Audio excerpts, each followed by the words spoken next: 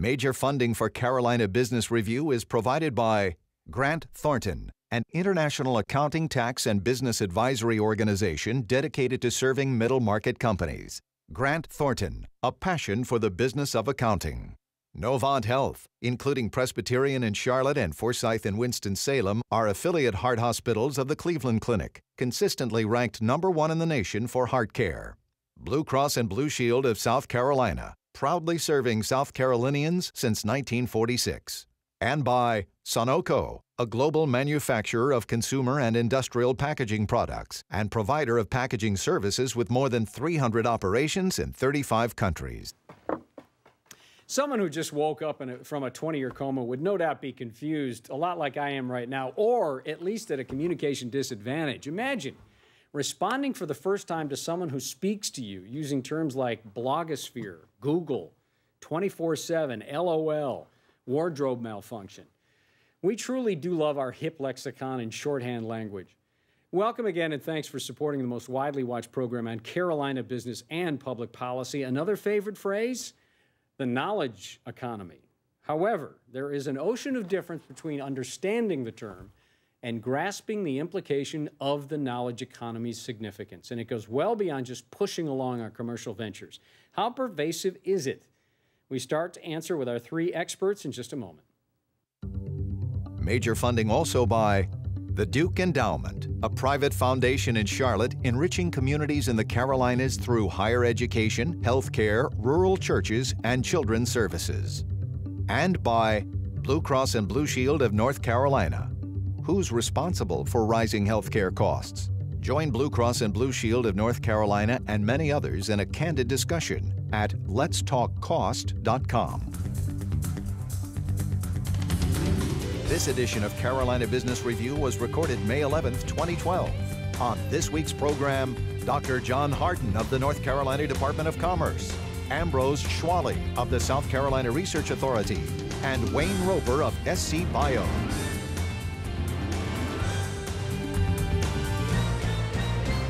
Now, Chris William. Hello, welcome to our program. Gentlemen, good to have you here. Thank you. Thanks for joining us. Well, a little trouble technically getting some, but you're very patient. Thank you. John, I'm going to start with you. You know, the knowledge economy's been around for a while, but it is such an innocuous term. I mean, we use it interchangeably with so many things now. What is the knowledge economy, and will it supplant like manufacturing or biotech or retail or tourism? What is the knowledge economy?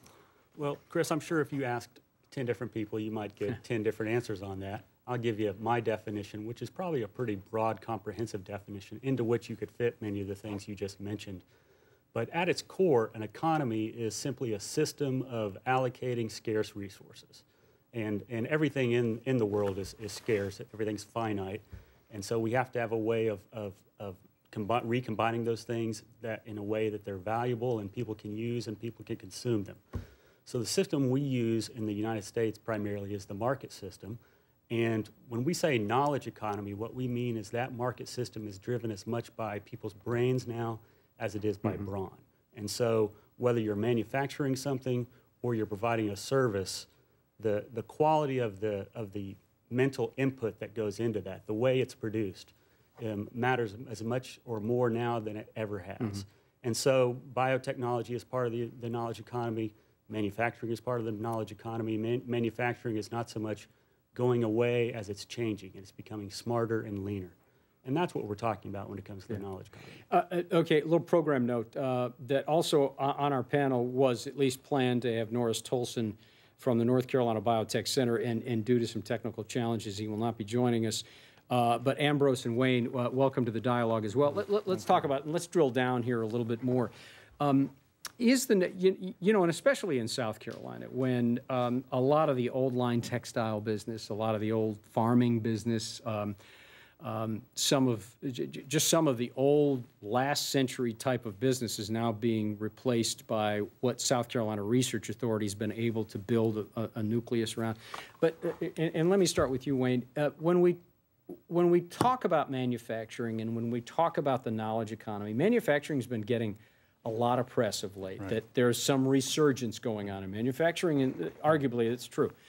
Is that something that, does the knowledge economy now kind of fall to the background and is just running in the background, or is this the bigger picture that we're talking about? Well, the knowledge economy is about doing something new that isn't done anywhere else in the world. It's a one-of-a-kind kind of thing. And what does that mean? Well, that means that when you're doing manufacturing, you're bringing a process, you're bringing a product, you're doing something that is competitive and in a scale, in a category of its own. And so proprietary to whatever that process is? That's exactly right, because what we're finding is in a global economy, everyone can do the basics, the commodities well. And to expand an economy, you need to do something particularly new and different. And what I'm finding in South Carolina is this is transcending any economic sector. It's accounting, it's in lawyers, law firms. Everyone is getting the innovation message. And in South Carolina, for instance, you mentioned the textile background that we have. Yeah. South Carolina has made a lot of changes. South Carolina now is 18th. It's ranked 18th in preparing for the knowledge economy. We now have an automotive sector with advanced manufacturing. You mentioned manufacturing. Last year, South Carolina announced 13,000 new manufacturing jobs, and those are high-end jobs, high manufacturing jobs. And they require some advanced degrees and some advanced education beyond high school. These aren't your old assembly line jobs. Ambrose, but this is a pretty broad term. I mean, what makes South Carolina, or what makes North Carolina, for that matter, John, special? But Ambrose, I mean, isn't everybody doing it? Isn't Virginia doing it? Isn't Georgia doing it? Aren't other countries doing it? What makes it such a great competitive advantage that we have? Well, you're right. Everybody is doing it. And the challenge is to differentiate what you offer and what you can produce versus anybody else. For instance? Before the knowledge economy, let me just go to that. We always had competition. It's in the free marketplace. You buy the pair of shoes that has the best value to you. It's just like it is today. States compete among each other for a differentiable value for why companies want to be in that state or that region or that area. So it's using the clever mindset and technology driving solutions that provide a better value system for companies to be located and participating in what they're doing. Mm-hmm. If you look at Boeing, why did Boeing come to South Carolina? There's a lot of reasons associated with labor force and all that kind of thing, but the implementation of technology and what they're doing in sourcing products from around the world, coming there into Charleston, resulting in that fantastic airplane, most complicated airplane built to date, is an incredible evolution of the integration of talent, people, and technology. And okay, John, I want to take the same question to you. What makes North Carolina, what makes the Carolinas have an edge when it comes to the knowledge economy? Why wouldn't it be the same everywhere else, which would bring a common denominator? Well, if you ask most companies why they relocate from one state to another or why they start up in a certain state, one of the first things they're always going to mention is the workforce. You need to have a skilled workforce at all levels, not a bunch of PhDs and only PhDs. You need PhD level workers, you need 4-year college degree workers, you need associate's degree workers, and you need high school age degree workers that are well qualified.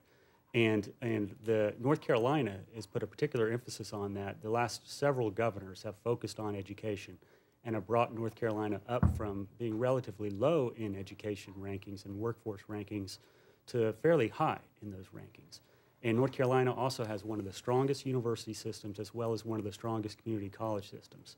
So it's one thing that we always tout when we're talking to companies both within North Carolina and outside of North Carolina that want to come to North Carolina is the workforce. And it's not just the workforce, it's all the amenities associated with that. The knowledge economy worker wants the amenities. They want to be able to... Okay, and let me follow up, not to interrupt you, hold on just a second, Wayne. You know, when you talk about the past gubernatorial administrations that have done this work that it takes, so to use a metaphor, how far is the antelope in the boa constrictor, how far along are we in this process before we, is coming to fruition now? Will we see much more dramatic results in 5 years or 20 years? When does it? It's coming to fruition now, but it's going to be coming to fruition almost perpetually. So it blooms for quite a while. Right, it's constantly evolving. What we do is driven by the world economy pace. I mean, we are in the world economy, and so it's not just one state competing against another state. It's one state and companies competing against nations and companies around the world. And so as the pace increases, we need to increase as well. So educational standards will increase, speed to production and distribution will increase, and everything is just on a faster pace. Wayne? The point about workforce is flexibility and the ability to adapt, because many of the high-demand jobs now didn't even exist 20 years ago. So when you start your education career with one track in mind, you're going to have a lot of changes in store for your career.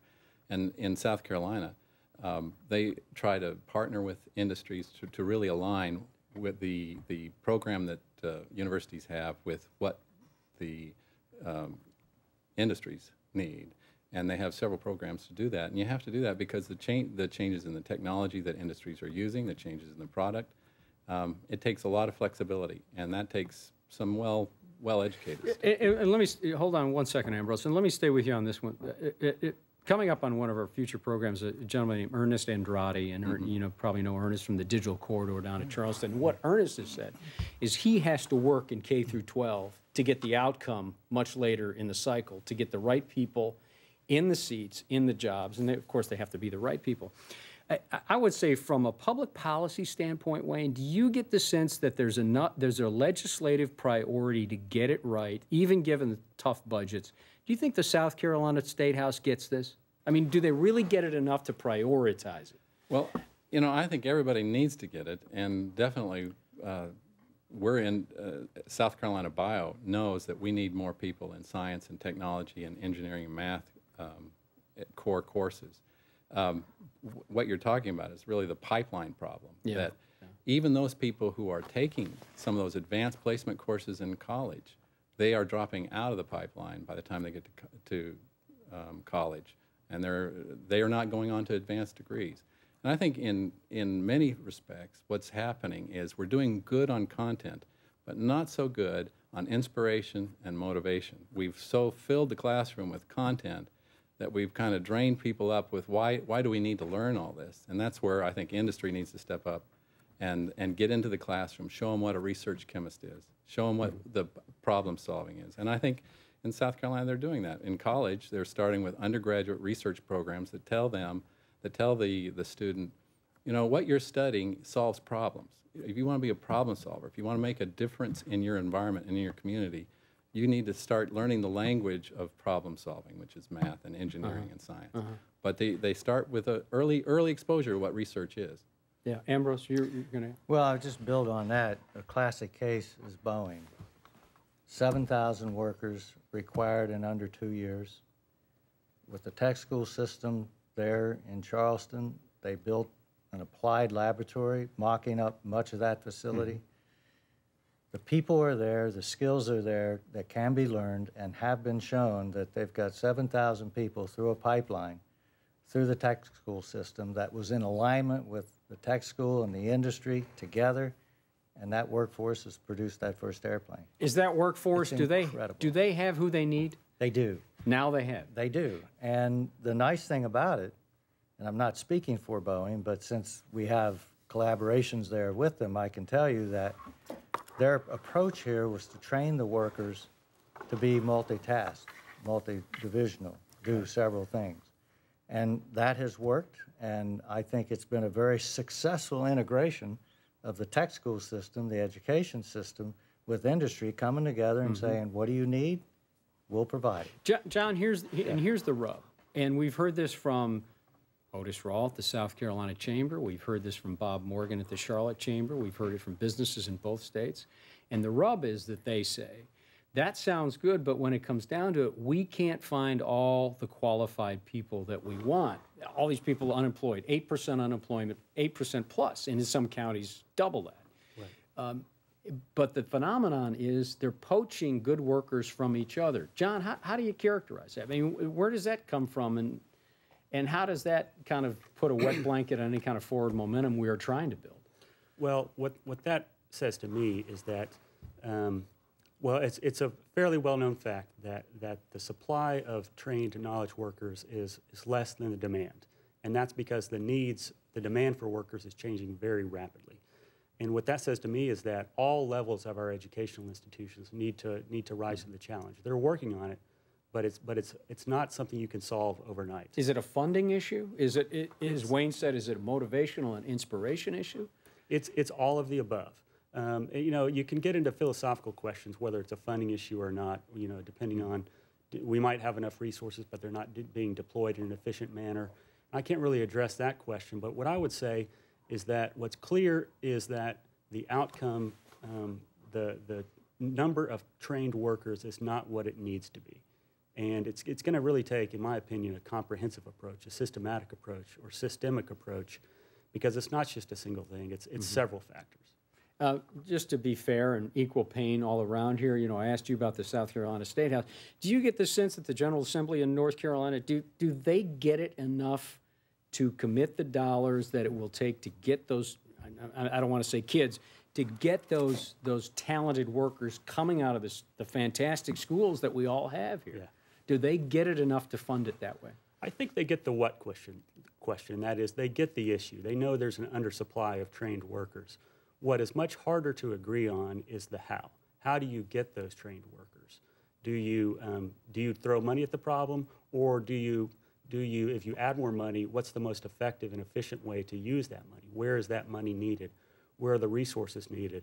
Do you want to have an experiential-based learning program, or do you want to have a rote learning program? Do you want to have testing-based programs? And there's philosophical differences on those, and that's where the difficulty comes in, is the how, not so much the what. Is there the community college system in North Carolina, the technical college system in South Carolina, seem to have stacked up some pretty good success?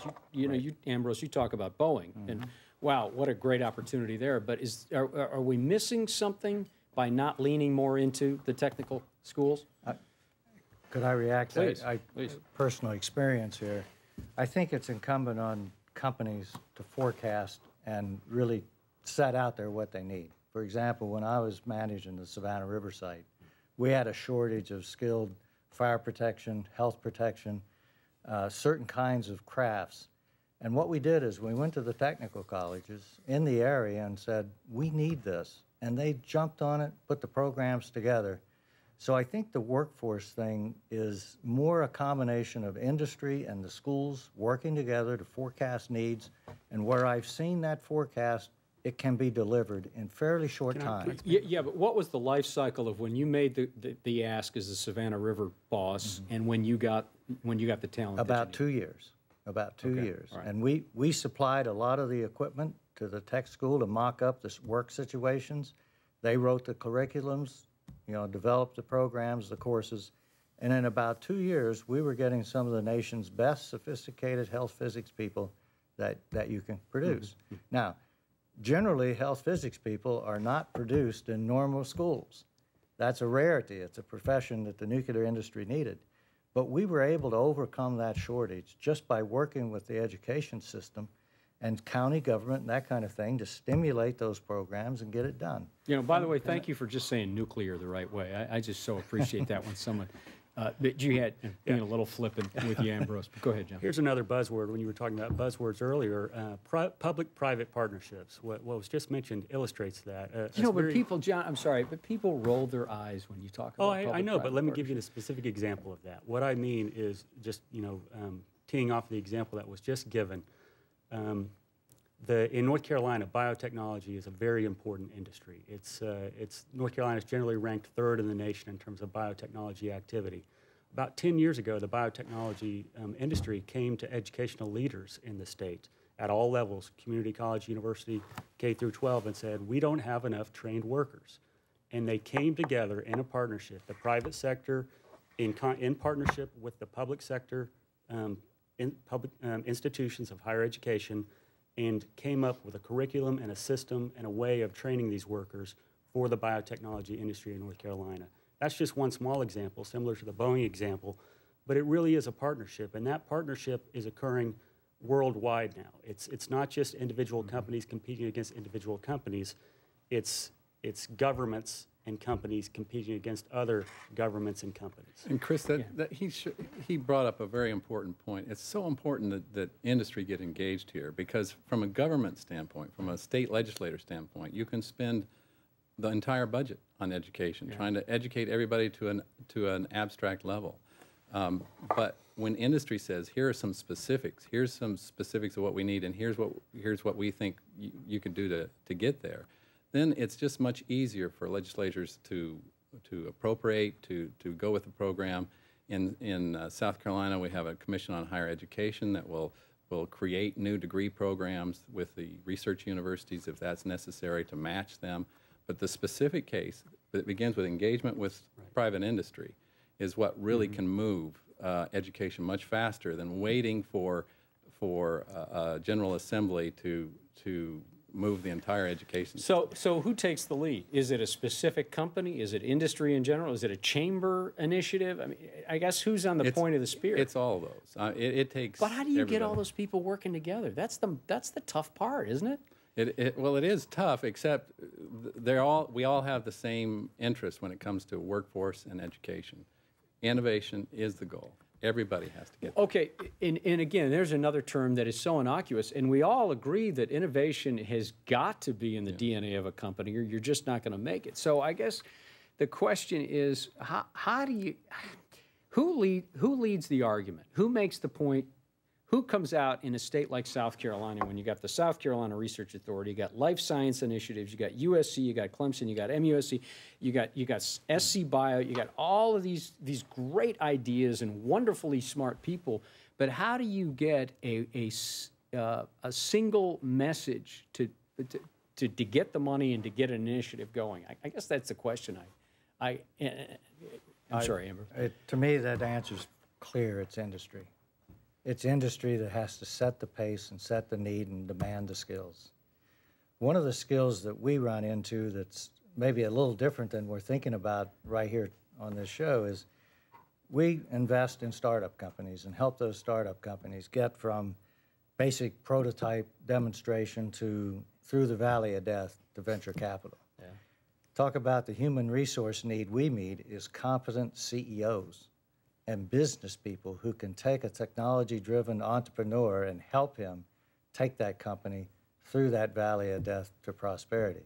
That, to me, is a skill set that we're shorter on than the kind of skill sets we've been talking about in supplying workers to industry. Okay, so John, you're on the administration side. Correct. Would you agree that industry needs to drive that? They need to run with the flag? I would say, in general, yes, that it's as much their responsibility as anybody's because they drive the economy. But there are some cases where industry may not always be the leader, and that's because they're often so busy focused on their own companies that they don't have time, understandably, to look at the bigger picture. If there's a more collective need for an industry, it's hard for a single company to necessarily rise to that. And so my office, the Office of Science and Technology, works with the Board of Science and Technology, which is an advisory board for state policymakers that works with government and works with industry to bring these people together to focus on common needs and common issues and to spotlight problems, to look down on the horizon and see what are the big issues coming forward. And so we have about a minute left, and Wayne, we kind of went to you last, so I'm gonna give you the last word here. What do you, in literally about a minute, what are you most excited about? And everything we've talked about, what do you look at and go, if we do this right, we're just going to knock it out of the park, if we can do this? Well, I'm just really excited about what I see in the entrepreneurial spirit. People really do understand that it's about starting something new, that we can't all be selling each other hamburgers. We are going to do something new. And that message is rippling through all of South Carolina in any number of different measures. And so they're taking proprietary IP, intellectual property, they're commercializing it. Our research universities want to commercialize things in a stronger way. Even health systems are commercializing their research and their clinical practice. There is they get it. The idea is to innovate and create something new. Wayne, thank you for being here. Ambrose, good to see you. Thank you. John, always nice to see you. Thank you for being here as well. Thank you for watching our program. If you have any comments or suggestions or like to watch past programming, pretty simple, CarolinaBusinessReview.com. One big long word. Until next week, I'm Chris Woodham. Good night. Major funding for Carolina Business Review was provided by the Duke Endowment, a private foundation in Charlotte enriching communities in the Carolinas through higher education, healthcare, rural churches, and children's services. Blue Cross and Blue Shield of North Carolina. Who's responsible for rising healthcare costs? Join Blue Cross and Blue Shield of North Carolina and many others in a candid discussion at letstalkcost.com. Grant Thornton, an international accounting, tax, and business advisory organization dedicated to serving middle-market companies. Grant Thornton, a passion for the business of accounting. Novant Health, including Presbyterian in Charlotte and Forsyth in Winston-Salem, are affiliate heart hospitals of the Cleveland Clinic, consistently ranked #1 in the nation for heart care. Blue Cross and Blue Shield of South Carolina, proudly serving South Carolinians since 1946. Sunoco, a global manufacturer of consumer and industrial packaging products and provider of packaging services with more than 300 operations in 35 countries. And by viewers like you. Thank you. Promotional consideration provided by Business North Carolina Magazine. For more information, visit CarolinaBusinessReview.com.